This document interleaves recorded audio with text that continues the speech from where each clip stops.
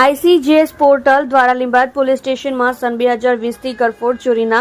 ગુનામાં નાસ્તા ફરતા અને ખૂન, ધાડ, લૂંટ, અપહરણ, આર્મ્સ એક્ટ, કરફોડ ચોરી, મારામારી જેવા ગંભીર ઓર્ગેનાઇઝ્ડ ક્રાઇમ આચરતી ટમેટા ગેંગના સાગરીત ઇમરાન છોટુ વિરુદ્ધ કાયદેસરની કાર્યવાહી કરતી લીંબાયત પોલીસ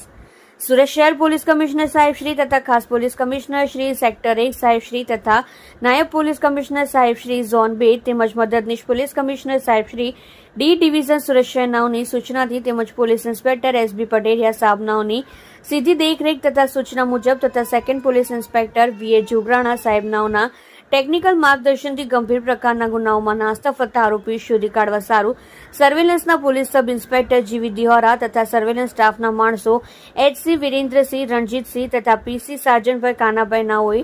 ટેકનિકલ વર્કઆઉટ કરી આઈસીજેએસ પોર્ટલ દ્વારા આરોપીની ચોક્કસ માહિતી મેળવેલ કે આરોપી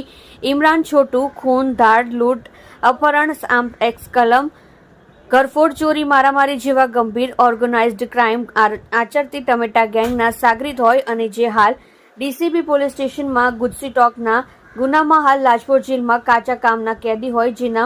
નામદાર કોર્ટમાંથી આરોપી કાર્યવાહી કરેલ છે. ઇમરાન છોટુનો કાયદેસરનો કબજો મેળવી આરોપી વિરુદ્ધ કાયદેસરની અને યુક્તિ પ્રયુક્તિથી પૂછપરછ કરતા સદર ઈસમને યુક્તિ પ્રયુક્તિથી પૂછપરછ કરતા જણાવેલ કે સન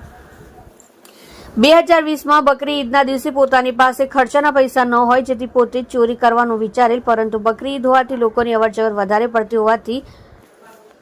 તેઓએ ગોવિંદનગર ખાતે ઘરમાં પોતે તથા તેમના સાગરીતો સાથે મળી ડુપ્લિકેટ ચાવી વડે તાળું તોડી ઘરની અંદર ઘૂસી તિજોરીની અંદર રાખેલ મોબાઈલ ફોન, રોકડા રૂપિયા તથા સોના ચાંદીના ઘરેણા મળી કુલ્લે કિંમત રૂપિયા 1,95,ની મત્તાની ચોરી કરેલાની કબૂલાત કરતા હોય અને જે ગુનામાં આરોપી ઇમરાન ઉર્ફે છોટુ કદવા, ઇશ્તિયાક અહેમદ સદ્દીકી, રહેઠાણ ગોવિંદનગર, લીંબાયત, સુરત તથા ઘર નંબર 8-9, ગલી નંબર 2, શાસ્ત્રી ચોક, મદીના મસ્જિદ પાસે, લીંબાયત, સુરતનાઓ આજ દિન સુધી નાસ્તા ફરતા હોવાની હકીકત જણાવતા સદર આરોપીઓ વિરુદ્ધ કાયદેસરની કાર્યવાહી કરી છે. આપ જોઈ રહ્યા છો સોમવાર time news channel, bureau report, Surat.